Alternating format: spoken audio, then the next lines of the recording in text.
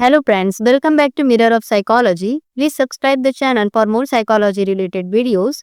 In today's video, we are going to learn about three processes of language. The first process is how we produce language. Speech usually begins with someone talking, but even a gesture can start a conversation. Before we say anything, our brain makes a plan. This plan depends on what effect we want to create, what the listener knows, and how to structure our sentence in a meaningful and socially appropriate way. So, speaking isn't random, it's a goal oriented act. Clark and Clark describe 5 steps in speech production. Let's know about each of them. The first step is discourse planning, where you decide what you want to talk about, whether it is a conversation, a story, instruction, or a joke. Each type has a typical structure you must follow to be effective. The second step is sentence planning. Here you organize your message. You plan the specific sentences you will use, which includes what content to include, what order to present it in, and what the main focus or theme will be. The next step is constituent planning. Here you choose the word and phrases you are going to use in your sentence. You mentally arrange them to form clear and correct sentences. The next step is articulatory programming.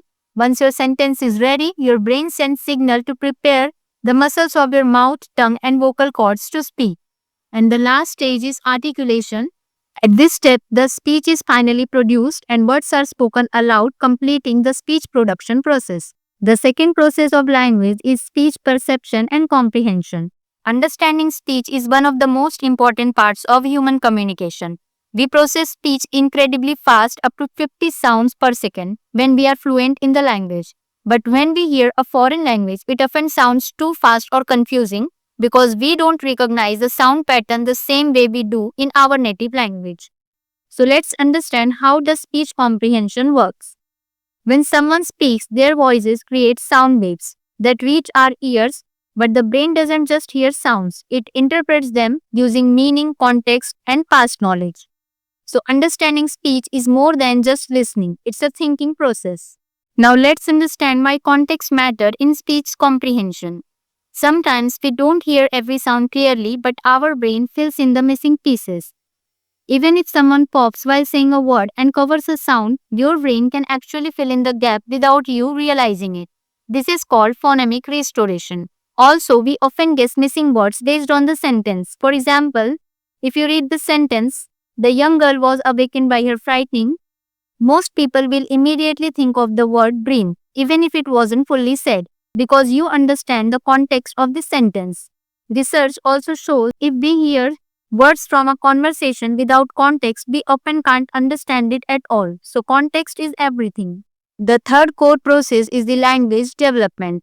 Language development is a step-by-step process and it starts much earlier than you might think. At first, babies just produce speech sounds, but these sounds eventually begin to carry meaning.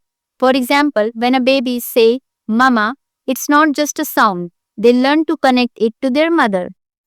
This process of matching sounds to people, objects, or events is the foundation of language learning.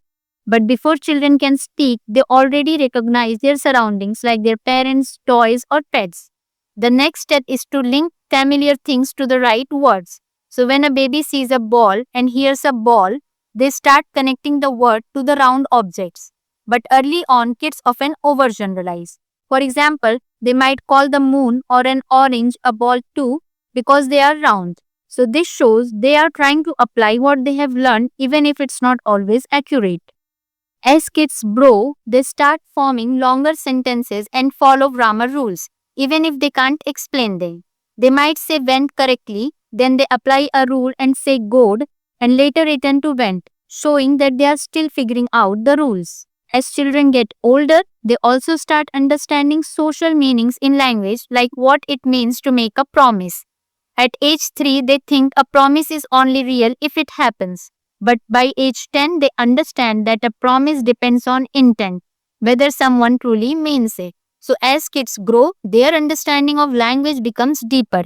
Not just the word, but the intentions and emotions behind them. So these were the core processes of language. If you like the video, then please give it a thumbs up and share it with your friends. And don't forget to subscribe to my channel.